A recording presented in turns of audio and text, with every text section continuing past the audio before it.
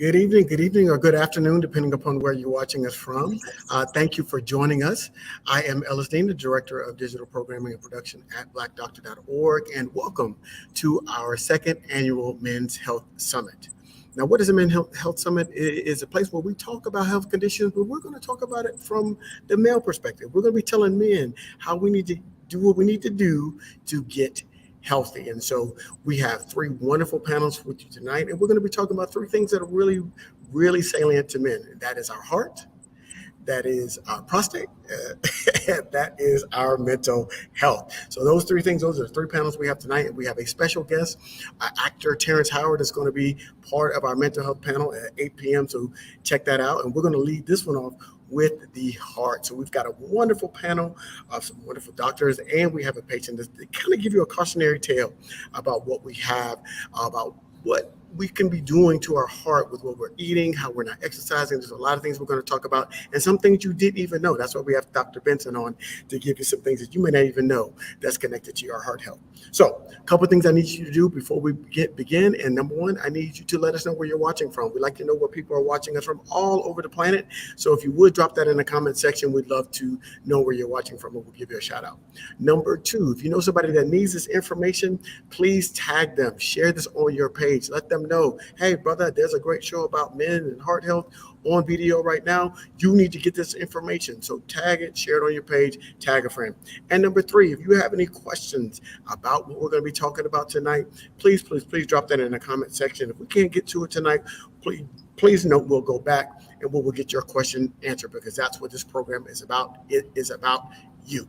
So I think I've done enough on the introduction, so we're going to get to who our special guests are. First and foremost, we have Dr. William Cooper. He is no stranger to PDO. He's been on here. He is a friend, a partner. We just love Dr. Cooper. Of Primo Health Partners, and if you haven't signed up for Primo Health, you are missing out. And because we were just talking before we got on the air about how Black folks need to have some Black doctors, and Dr. Cooper is one that can connect you in that space. So that's Dr. Cooper. And we also have somebody that you may have seen here recently, and that's Mr. Lee Stroy. He is basically ambassador for the American Heart Association. And he's here to tell you a cautionary tale about, if you do not pay attention to all those things that your doctor tell you to pay attention to, if you don't pay attention to it, he's going to tell you about some of the consequences that he's facing. That's why he has decided not only just to try to recuperate his body, but to help other brothers not make the same mistake.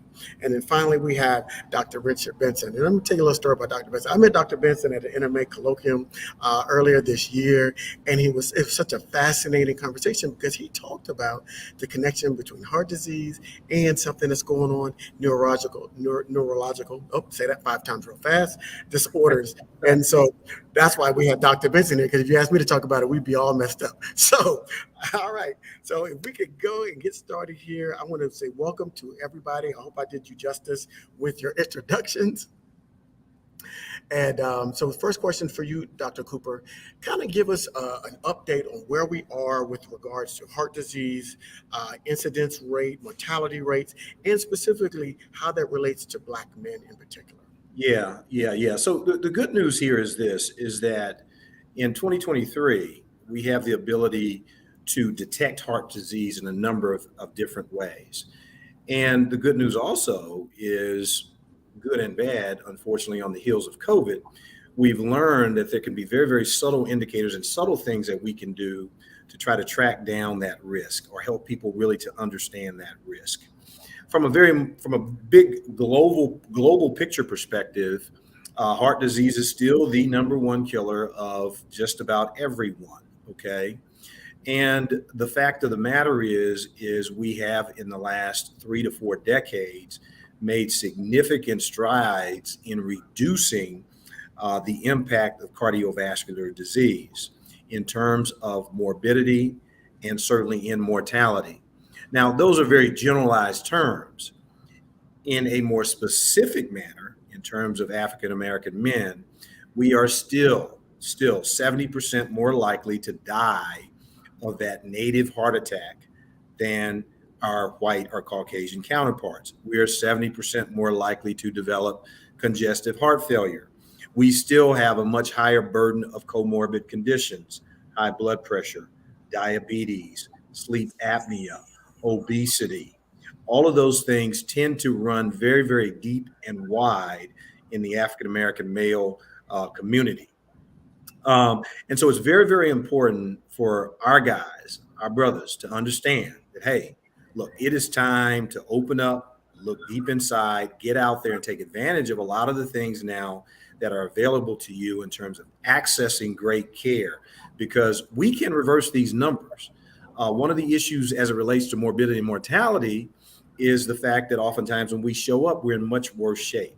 Okay. Now, we have all those issues in terms of access and other, discriminatory practices, et cetera, et cetera, et cetera. But oftentimes we're sitting at home when it's way too late for something really, the most effective treatments to actually get the best outcome. So get out there and get checked out. But we can do a lot for you now. And even in African American men, the mortality and morbidity from heart disease has gone down, but still huge disparities as it relates to general populations. You're bringing up a great point, and thank you for that great summary. But the point, and the name of the show is Unmasking the Silent Killer. Can you help our audience understand why we say it's a silent killer when we're talking about heart disease? Yeah, that's a great, great question. And I'll start with the one that almost 100%. I forget all the statistics. 100% of black men over the age of 55 have high blood pressure. You just either you know it in your own pills or you don't know. Period. Okay, or you already gone from it. All right. Now we know that there are some of us who do not. Okay, but you ought to be thinking in those terms. That certainly, and the point there being it being a silent killer, you need to get yourself out of the I don't know category. Okay.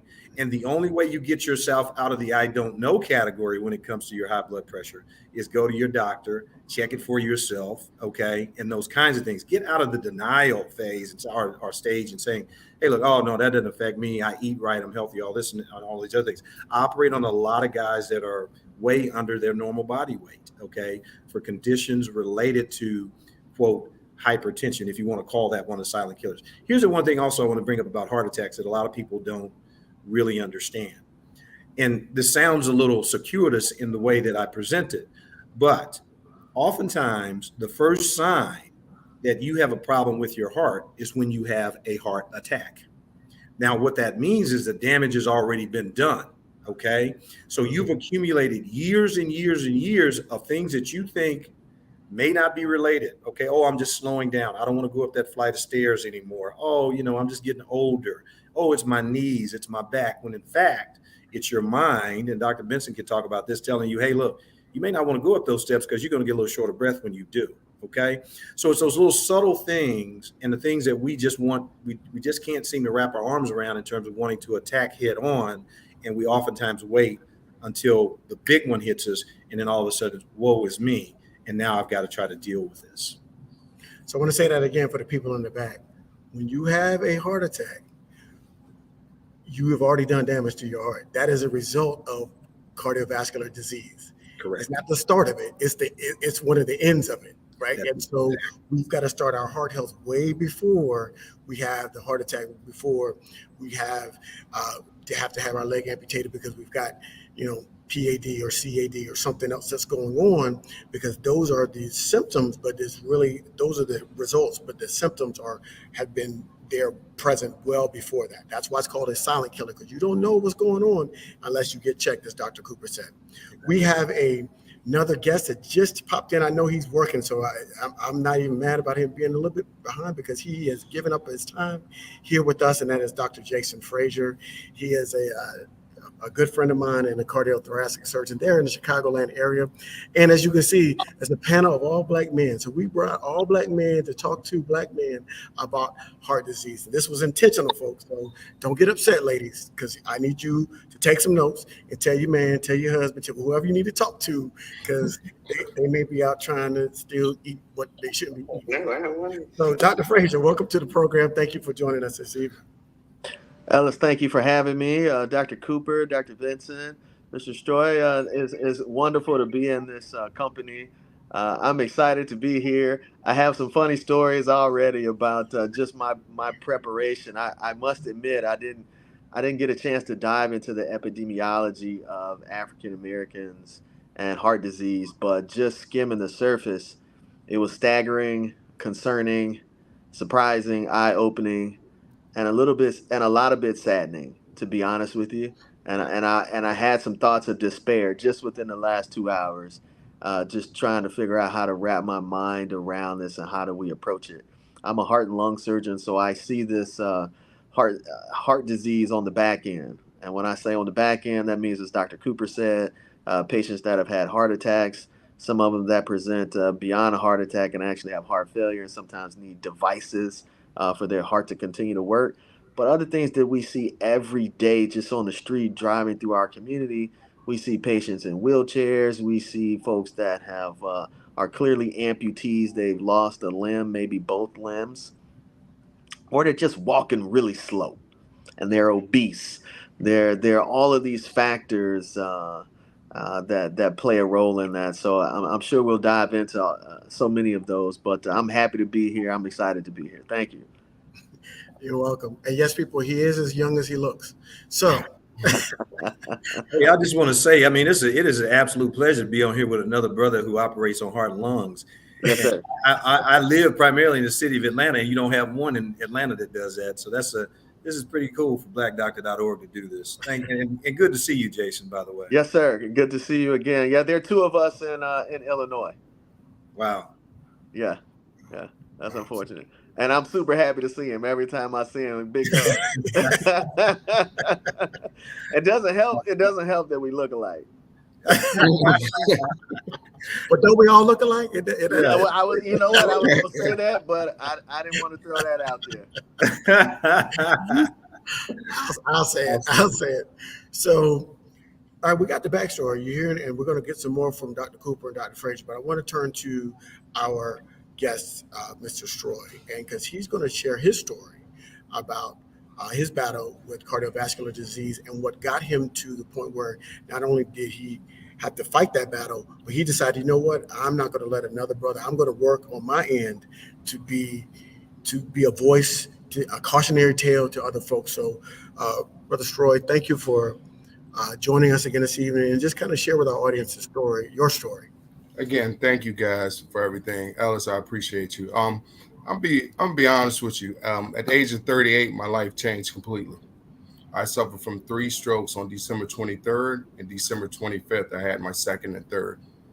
6 months prior to it, it's funny you guys talk about listen to your body. I knew something was going on.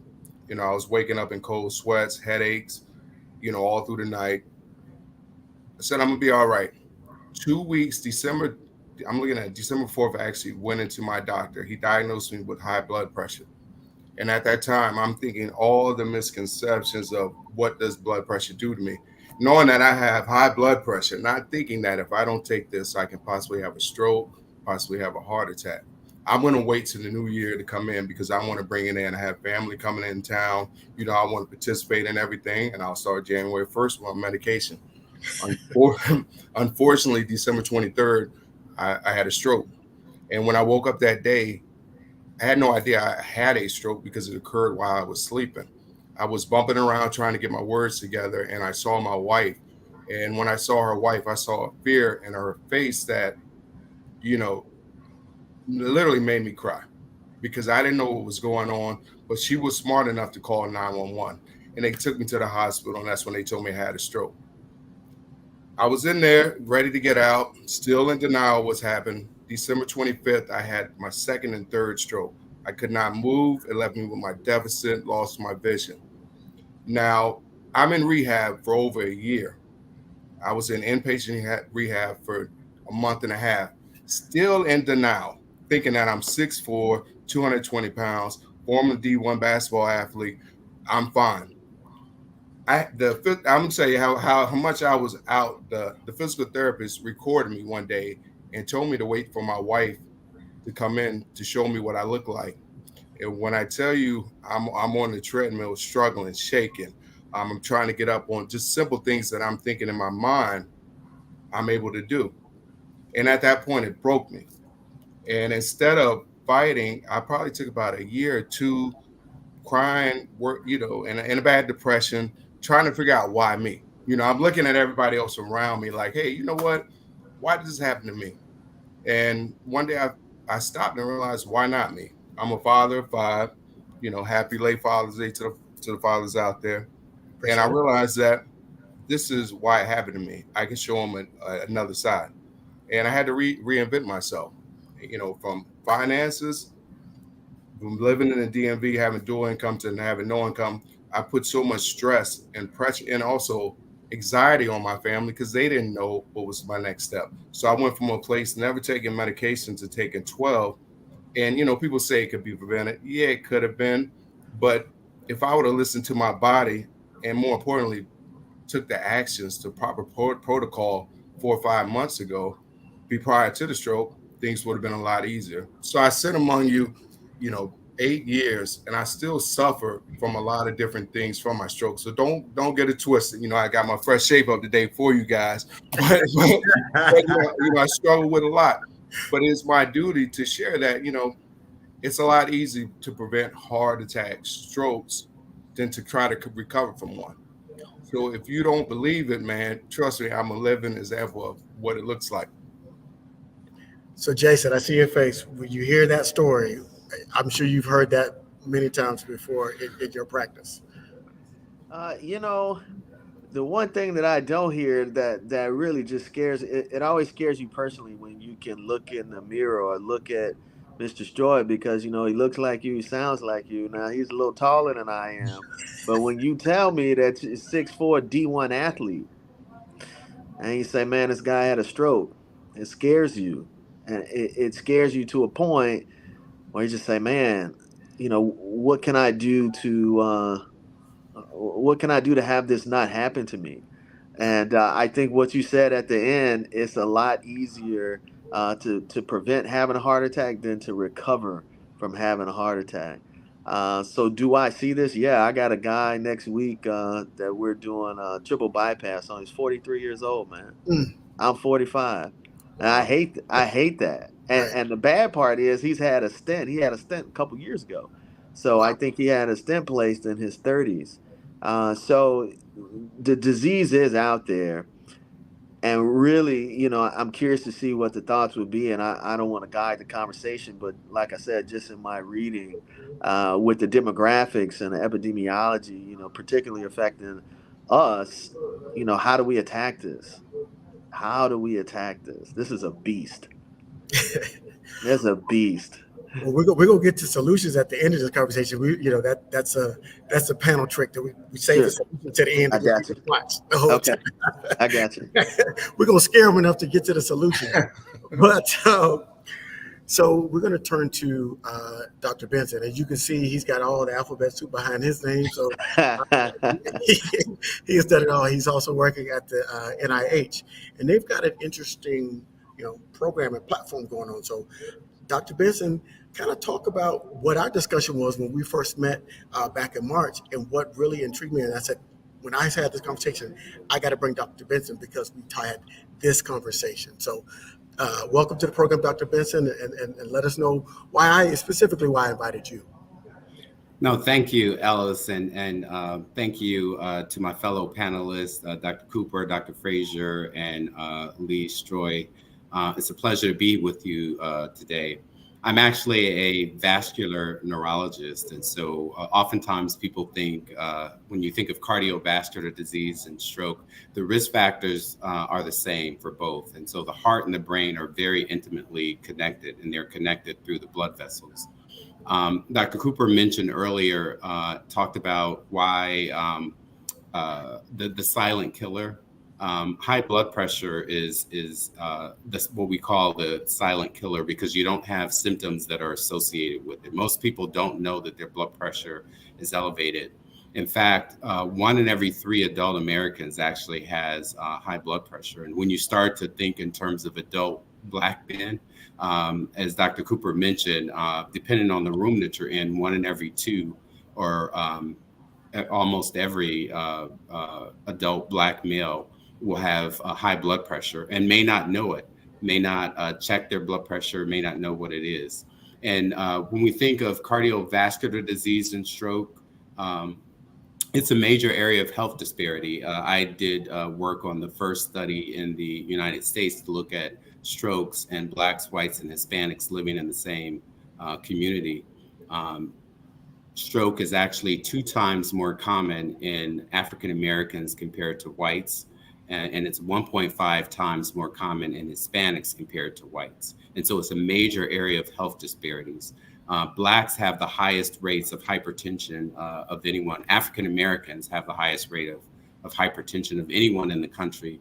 I say African American because when you think of Blacks from Africa that migrate, they historically have not had as high blood pressures like African Americans. That's starting to change because of the Americanization of the diets in people in Africa.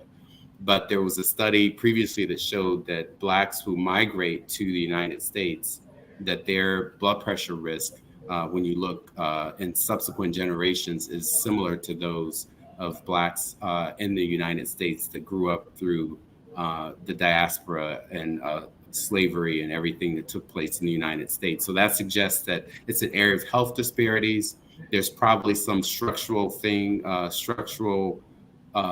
causing it, such as racism and stress that African Americans, particularly African American men, deal with that impacts their cardiovascular health and risk factors. At the NIH, we understand that there's this really strong disparity when we think of stroke and cardiovascular disease. And so at the NINDS, we've created a campaign called the Mind Your Risk campaign, and it's geared towards African American men between the ages of 28 and 45. There was a study called the Sprint Mind study. Well, the Sprint study, actually, it looked at what's the best blood pressure level for people. It looked at tight control versus moderate control. Moderate control was less than 140. Tight control was less than 120 systolic blood pressure, which is the top number in your blood pressure. And what it found was that people that had the lower blood pressure, less than 120 systolic, that they had lower cardiovascular events. They had fewer heart attacks. They also had fewer strokes. But the other thing, and this was unique, they found that they had a less chance of cognitive impairment or dementia later in life. So this chronic impact of having an elevated blood pressure in your system, it impacts all of the organs in your body, your brain, your heart, your kidneys, your reproductive system, the arteries in your neck and your legs. All of those, that high pressure leads to what we call hardening or atherosclerosis of the arteries in your body. And that puts you at risk for damage to those organs.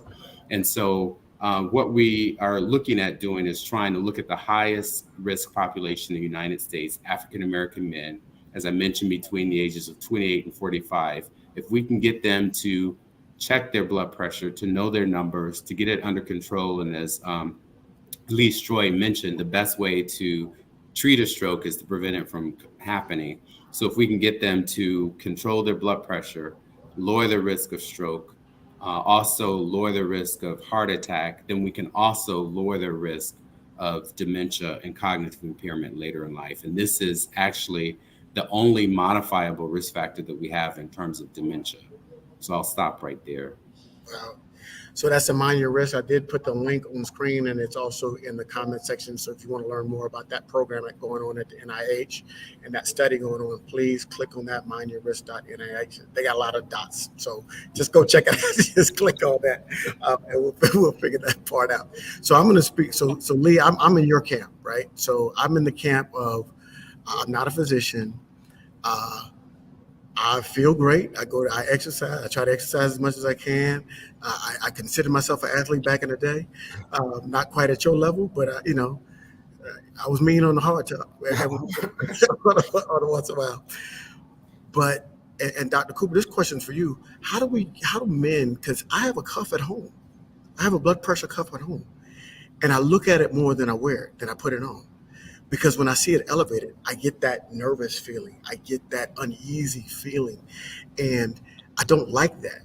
And the natural tendency is to recall from that, right? If I don't want to know I have high blood pressure, stop checking my blood pressure, right? And that's I mean, it's illogical thinking, but that's really what I was feeling, and I work in this space. We do these programs on a regular basis, and I'm still hesitant of checking my blood pressure on a regular basis. So, Dr. Cooper, how do we get men in particular to get over that fear and start checking their blood pressure on a regular basis? Well, I tell you, Ellis, that is the $1 million question. I mean, we beat people to death with statistics. We beat them to death with, fear, programs. And as Dr. Benson was talking, and he was talking about the program, I wrote down here on my little notepad, how do we get them to understand this? See, right there on my notepad. Okay. How do we do that? How do we go beyond the data and start getting into the hearts and minds of people? And I'm just going to keep it real here. Okay. Father's Day. Okay. I'm sitting on my deck at my house. 10 other prominent African-American men come by that are good friends in Atlanta. I look around, 3 out of the 10 are really obese. 6 out of the 10 of us are probably overweight. I know their health conditions. I know all of them, probably 7 out of the 10 of them have high blood pressure. We're sitting around talking about watching the last round of the PGA. My grill is going with barbecue chicken and Italian sausage. And, hey, man, I got fresh burgers already patted up over there for you. And, if you want one fresh, I'll go ahead and put it on there and get the grill to flame up. I got the cigars sitting on the table with the cutter and the lighter. And this is real. This is real life. Yeah. Okay. And, as I was literally sitting there contemplating this, how could we change this to a much more, I guess, if you will, healthy kind of encounter? Okay. Yeah. But now I will acknowledge this. We don't do that every day. Everybody sitting there has got to get up and go to work on Monday, which is going to bring a whole nother set of risk enticing or inciting issues, stress. Okay. Mm-hmm. So you're all coming there. We're all going to sit down on Father's Day, chop it up. We got the liquor flowing, the grill going, the cigars. But then Monday, we're going to exchange that sort of so-called wind down with all of that bad stuff for Monday morning having to go and face a world that, quite frankly, doesn't look at us the same way as it looks at a lot of other people. And then we internalize all of that. So, Ellis, I'm going to be honest with you, man. I think what I tried to do, and I can just tell you what I tried to do, I try to have real straight up heart-to-hearts and direct conversations with those in my circle, okay? I try to really just pause sometimes and say, hey, man, let's think about this. Or let's, when you get that opening in a conversation to talk about health, to talk about how we can make a better choice with what we eat, to talk about what your exercise habits are, to talk about how you manage your stress, okay? I try to do that. And I don't know that, everybody sees the value in that, okay? But also, Jason and I are on a really big stage and really big platform. And I can just tell you right now, and, to Lee's point and story, when that person comes to the hospital and the chest is ripping apart because they got an aortic dissection, and the kidneys are already messed up that they didn't know about. The blood pressure is 200 over 100, and they didn't know about that either. That's a pretty devastating blow. But then you see them 18 months later, and they're now back overweight, back doing the same things. How do we get that grip? I think first and foremost, we don't give up. I'm just going to say that. We don't give up. We keep having the conversation. We keep doing this. And again, kudos to blackdoctor.org for doing this. This is so important. And there's so much information on your website regarding this and a lot of other things. But we don't give up. But I think at some point, you remember the old Each One, Teach One? Some of you may be old enough to remember Each One, Teach One campaign. Yep. That was actually a very successful campaign. Okay, it really was. I actually looked this up a few years ago. And it was around literacy, I think. Mm-hmm. But it was actually a pretty successful campaign. So how do we get to that point where we just reach out to whoever that person may be, and we form that little handshake pact? Hey man, I'm and I'm not talking about, oh man, we're gonna get in shape in April so we can go to the beach in July. No, I'm talking about how can we do that every single. How's your health? How you living, man? What's on your mind? How can we establish that kind of camaraderie that we have amongst ourselves on a lot of other fronts? I'm Omega. We got great fellowship and camaraderie. I get a call from a frat brother once a month, just say, how you doing? I love that. How can we extend something like that to a much greater community to begin to really embrace the idea of creating healthy, much more natural lifestyles and patterns of living that could benefit all of us? It's a tough question, Ellis, and I don't know how I've been in this game, as you know, for 30 years, trying to figure that out. But it's really boiled down to the very simple thing: start where you are and do all you can right where you are. Yeah, Lee, Dr. Cooper brought up a great point about stress, right? And so we know as Black men in this country, we probably at the top of the stress food chain, right? We're right there because of historic and current aggressions, micro, macro, however you want to label it, it's there. And when we put on top of it, we got families and that we're trying to support. I know that through unitism, you go into strokes, your income gets hit, right? And now you're in rehab. And so that's a challenge, and that's another stressful situation on top of that. So talk to us about stress and what can we be doing to help alleviate it as a race, and then particularly as Black males. Dr. Cooper, you made a couple great points I'd love to revisit. But I think one thing that we need to stop saying is I'm good, right? we function at a high frequency of stress. Even when we think that, okay, it's not the normal, because your mind is always going, thinking about your bills. So when you get in that car, even at your event, I'm sure some brothers was thinking about what they had to do at work on Monday. So we're not really present. And the fact that we say we're good, we're trying to convince ourselves, yeah, we're good. Yeah, we can sit in traffic for 2 hours. Yeah, we can provide for our family. Yeah, we can take vacation. And we get to a point where our body shuts down. So you have a stroke, you have a heart attack.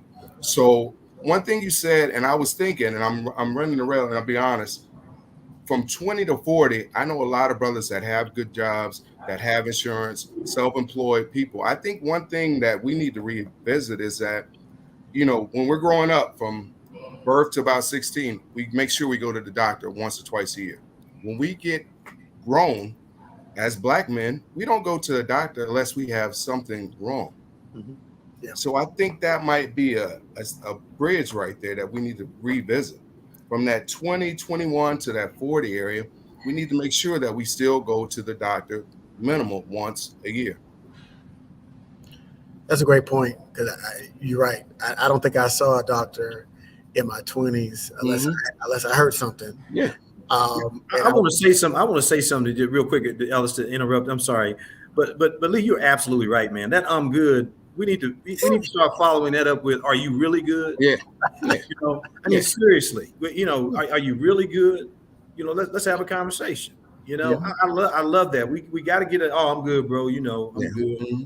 Yeah, not really. You're really not, and you're particularly not good up here. We talking about heart today, and I know we're gonna talk about mental. Y'all gonna talk about mental health later, but this here is really not right. Yeah, it's part of everything, right? And that good is I call it response muscle memory. Yes, right. Somebody asks you a question. Hey man, how's everything going? You say, oh, I'm good. Right? It's automatic, right? And sometimes because there is and I will say, whether it's conscious or unconscious fear of your vulnerability being weaponized against you. Yeah. Right. Let's call it what it is as Black men. We understand that there's a lot of things that could be weaponized against us. And we do not want to have our vulnerability to say, hey, look, I'm struggling. My mind ain't right. My relationship with my wife is acting up. My kids not paying attention to me. They just disregard what you want to have that, because then you don't know who they're gonna tell, what's gonna happen. Mm-hmm. So we don't want that. So we put up that mask. We put up that shield, that wall of I'm good. And that's a catch-all phrase that we all use. And so You're right. We have to kind of lower that wall because we understand with vulnerability becomes a greater level of connectivity that we can have with each other. Those brothers, if y'all are sitting around smoking, and I don't probably just smoking cigars, Dr. Cooper, you need to send me a text next time y'all do that.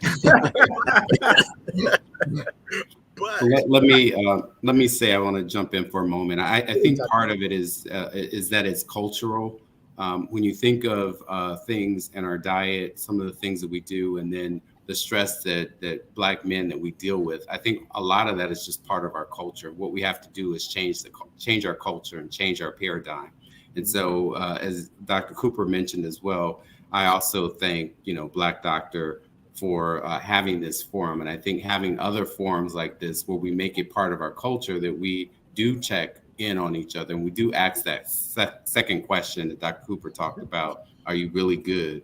Asking that question as well. We have to change the culture, try to improve our diet. We know that getting 5 to 7 servings of fruits and vegetables in your diet a day lowers your risk of heart attack and stroke, as well as exercising for 20 to 30 minutes a day, at least at a minimum of 3 times a week. So we have to change our culture. That's part of it. And let me just say as well that Dr. Cooper, I won't hold it against you since you're an Omega. I know that Alice Dean and I are both alphas, and so is Dr. Frazier. So and Dr. Frazier's okay. So yeah, you outnumbered. You're outnumbered this time. I just had to give my brothers a shout out, and let y'all know who was in the house because I kind of had an idea who I was dealing with. Okay, all right. So actually I gave for the one of the Omega chapters in Chicago, graduate chapters, I actually talked to them about this issue of the Mind Your Risk campaign and all that. But it's really about just bringing it back to the topic. It's really about changing our culture and changing the paradigm. Absolutely. So one of the questions that I have is, as far as when we start talking about changing the paradigm, I am a big proponent of fear as an excellent motivator, and I feel that greater awareness, and how does this awareness come through?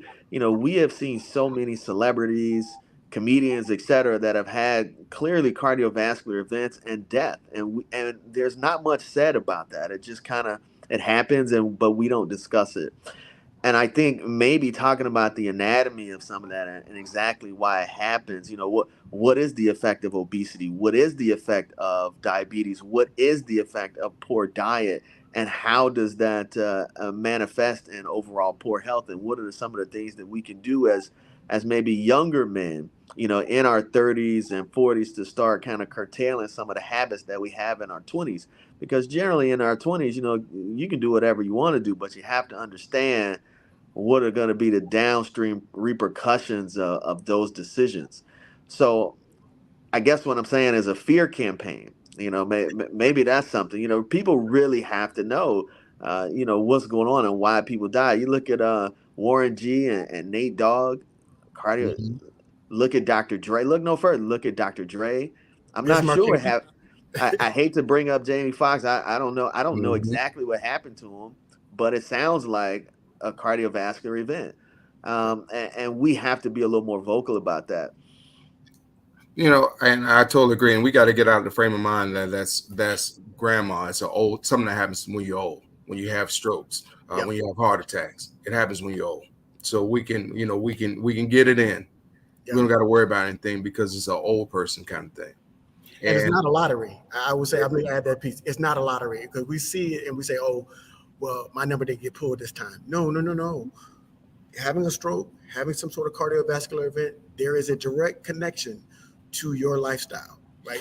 There's no lottery that says, okay, you're going to get a stroke, but you don't, but you can do what you want. No. If you keep following down this path, and I'm going to ask you this, Dr. Benson and Jason, I want you to jump on this too, is what role do you think that entrenched diet that's kind of particularly salient in our community? And I'm talking about soul food, right? We know that it's carved up, it's salted up, it's sugared up. Those things, grill, we love to grill, all of those things that have shown now to be detrimental to our health. How do we get beyond that kind of, it's almost automatic. People coming over, I want to fire up the grill. It is, I have to stop myself and think about something healthier if I'm going to fire up the grill to put on the grill. Oh, maybe I'll go get some cedar planks and then slap some salmon on top of that. And then that'll be a better thing to grill. Still grilling. I can get the grill out, but I can put something better on there. So how do we get out of those habits that we have kind of been passed down for generation to generation about cooking and how we cook and how we eat? No, that's an excellent question, Ellis. Actually, the American Heart Association had a documentary that they put out, and it was titled "What You Should Know Before You Eat the Church Food." And so it talks about, and they go in and they just talk about all of the stuff that people eat on Sunday mornings and all of that that's not good for them. And again, it's just part of the culture.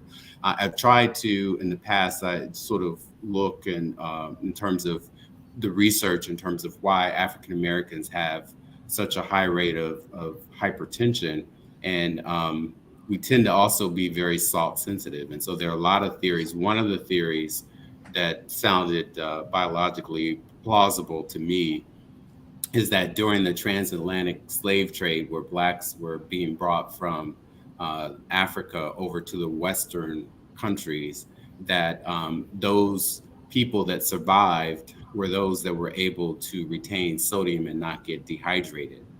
You know that seawater has a lot of sodium in it, and so obviously you can't drink that. So and a lot of people got dehydrated and they died, and you had to throw them over the side of the ship. And so those of us, our ancestors that actually made it to the Western countries, either North or South America, were those that were able to retain sodium. And sodium is like a sponge, and water follows it. So if you're retaining sodium in your body, you're going to retain water, which is going to elevate your blood pressure.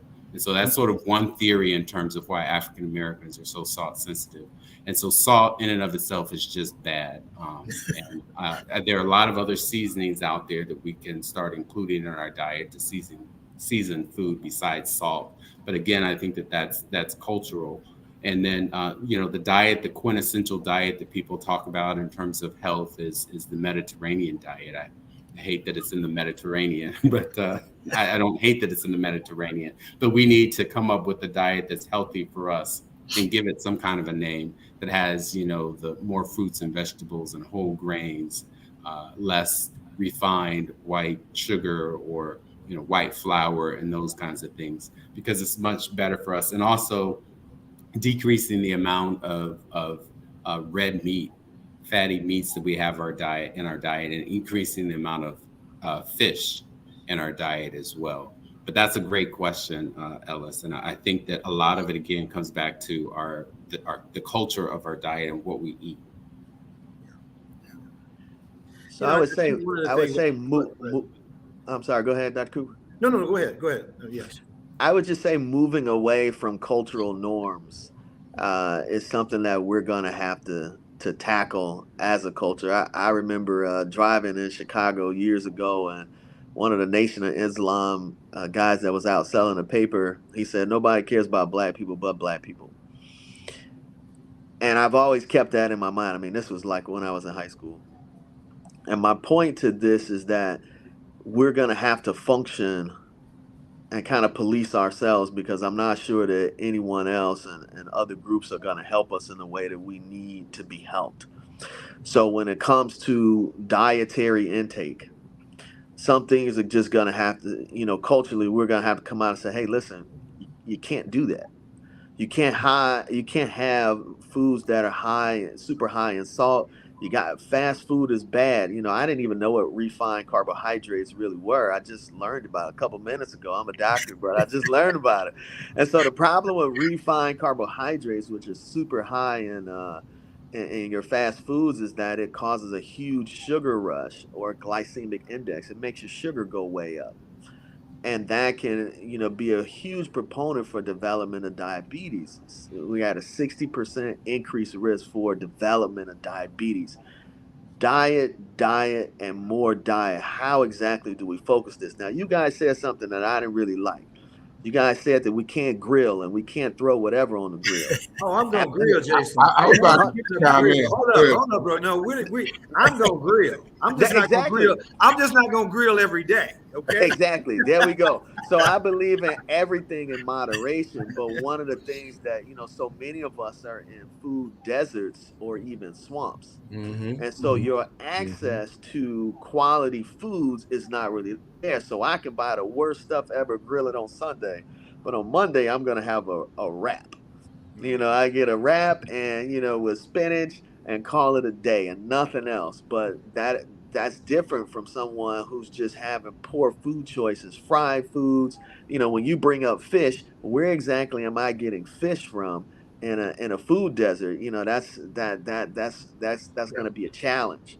So how do we educate folks on staying away from some of these foods that taste so good, but they are killing us?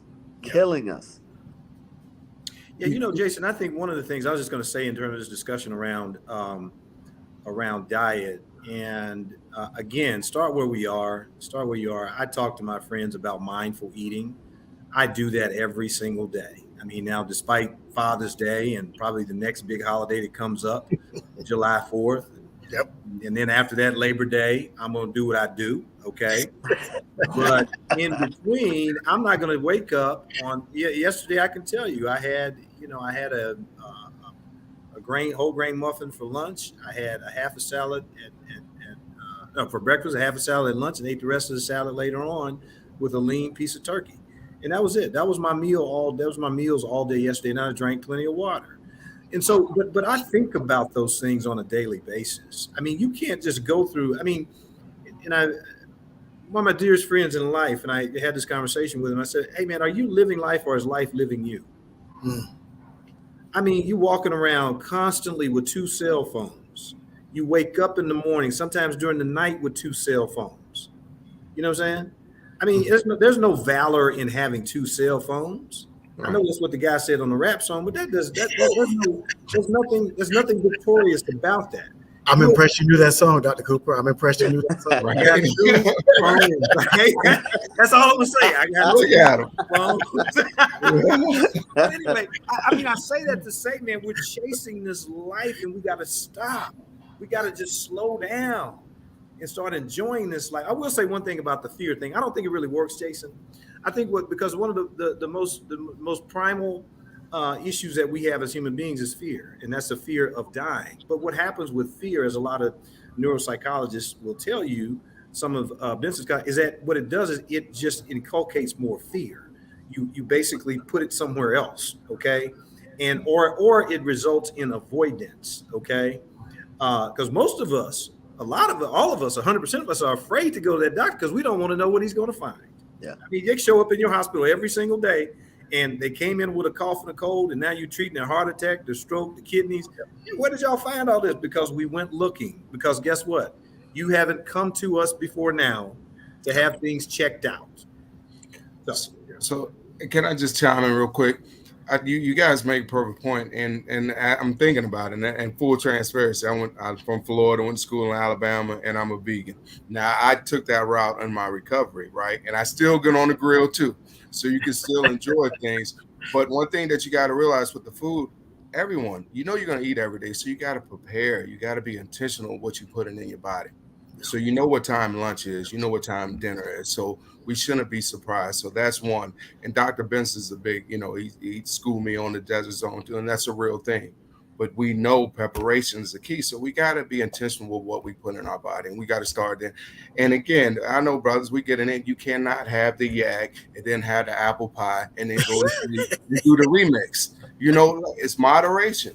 Everything is in moderation, and more importantly, be consistent with your health. So that includes your food, that includes your mental health, and everything else. Absolutely. Well, guys, this has been the easiest conversation I've had today. I've had in a long time, and it's been very enjoyable because we got real, as Dr. Cooper did, and we pulled back the mask, and we could have sat here and doctored you to death, right? And that's really what we would have done. Yeah. but we're telling you, we're pulling down that mask and we're saying, hey, we got the same fears you have. We have the same challenges you have. The only difference between the people that are watching this program and us that are here is we know what some of those consequences if we don't make those changes are. Right. We know what the real consequences are. So I'm going to go, as we're wrapping up, go around for final thoughts. I know, Dr. Cooper, you've got another event because he got more lives to save. So we're going to start with Dr. Cooper, and then we're going to let him go, and then we'll go around the room to have this. So, Dr. Cooper, you got the floor. What are your final thoughts? What do you want people to walk away from this conversation? What do you want them to take away? Here's what I want them to do, man. I want them to go to blackdoctor.org and check you guys' website out. Brothers, if you do nothing else, okay, if you don't listen to me, Jason, or Dr. Benson, or our brother Story and Ellis, look, just do something, deliberately and by intention for yourself and your health. Just take one little thing. You can't eat the elephant in one bite. Just do one little thing.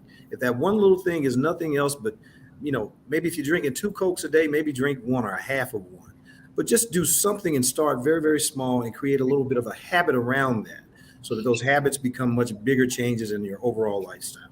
But go to blackdoctor.org, and I want to give a shout out to you. I always do, because I tell you, man, a wealth of information, great community service, and all of our people need to be over here every single day when they're looking for one of us also, and when they're looking for information. Thank you very much for having me. I appreciate it. No problem. And you can follow at Dr. Coop, MD, on across social medias. You can also find Primo Health Partners on LinkedIn, and they've got a wonderful, you find them online. Read about that service. If you are afraid, if you don't have a doctor that you trust in your area, go to Primo Health Partners and they can take care of you. I promise you that, because your health is the most important thing to you. All right. Dr. Cooper, you can go ahead and check out. I know you got another thing to get to. All right. Dr. Benson. Yes, thanks, Ellis. This has been a wonderful program. Again, I want to thank you and everyone at Black Doctor for everything that you do related to this. And so what I would say is you should take charge of your health today to prevent stroke and dementia tomorrow. We talked about how we have to change the paradigm. Part of that is by changing your behavior and becoming responsible for your own health. You should check your blood pressure, buy yourself a blood pressure cuff and check it regularly, at least once or twice a month. And know your numbers. If you don't know your numbers, you can't change them. So take charge of your health today and you'll prevent stroke, heart attack, and dementia tomorrow. One last thing, go to the www.mindyourrisk.nih.gov website, and you can find, thank you, it's at the bottom of the screen. You can find more information related to this, and it links out to the American Heart Association as well. Absolutely. Dr. Frazier. I have not been to I am a physician. I have not been to see a doctor in 7 years. I'm 45 years old. My advice, including my own advice to myself, is to go and establish care with a primary physician. So to get a doctor, so you can, and I'm not saying that you have to start any medication, but at least so you can be aware of what your issues are. Maybe we have no issues. Maybe we're as healthy as we think we are. But at least we can go to a doctor and just get educated on, hey, Jason, you're at risk for developing diabetes. Your blood glucose is a little high. I think that would be awesome. And that's the final note that I want to leave with everyone. Preventative medicine. Just like Mr. Stroy said, you don't want to have to be recovering from a major event. So the best thing is to know about the potential risk up front. Absolutely. Mr. Stroy. Again, Alice, thank you so much for everything you did. It's been a pleasure once again. I'll keep it brief. Your health is non-negotiable. You have to be kind to yourself and be flexible. So it's not a quick fix. It's about being consistent and being diligent until your mental health, your physical health, and just keep it moving. I mean, nowadays, man, you hear about a medication, and that's not the end of all. So I was scared of the medication. You may have to use that to get it in baseline, but once you get to a place, you can actually get off these medications. So let's stop letting these pills put us into a fear where we're paralyzed and we don't take care of ourselves. That's it. Again, I appreciate you guys. And you don't want to see these great doctors. Trust me, they're amazing people. But if you have to see them, there's a problem. And I will wrap up and want to say thank you to all of the guests that were here tonight, Dr. Frazier, Dr. Benson, Dr. Cooper, Mr. Stroy. You are welcome back anytime. All of you are welcome back anytime here on Black Doctor. We're going to do this on a recurring basis, not just during Men's Health Month. We're going to be doing this ongoing. I know we got Heart Health Month in February. We're going to continue this conversation because repeat is going to get in somebody's head.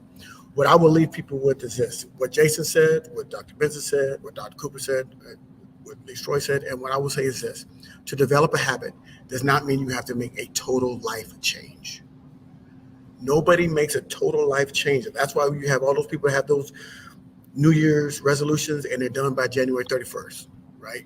They're done. It's gone because you're trying to make this total transformation. Do one thing better today than you did yesterday.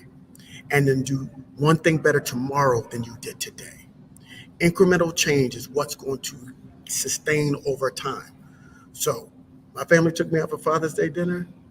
I wanted that steak, but guess what? I got the fish and I had a salad and there was no carbs on the plate.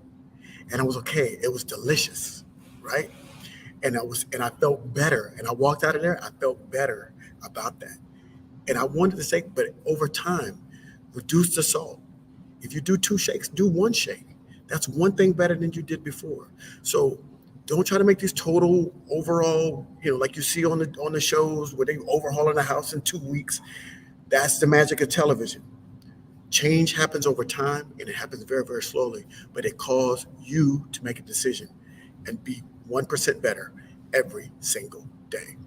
Thank you all for joining us. Again, we've got 2 more programs for you. We're going to be talking about prostate health, right? Next. So Black men disproportionately impacted by prostate health. So please, please, please watch that program. Got some great doctors from Finn and a urologist coming on to talk about how do we learn about that prostate health and get that going.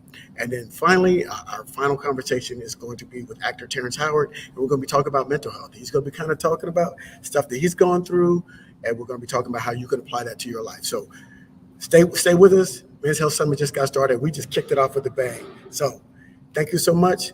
Don't let that silent killer impact your life. Please, please, please get something. Get your primary care physician. Get your cuff. Check your blood pressure. Know your numbers. Peace. Thank you.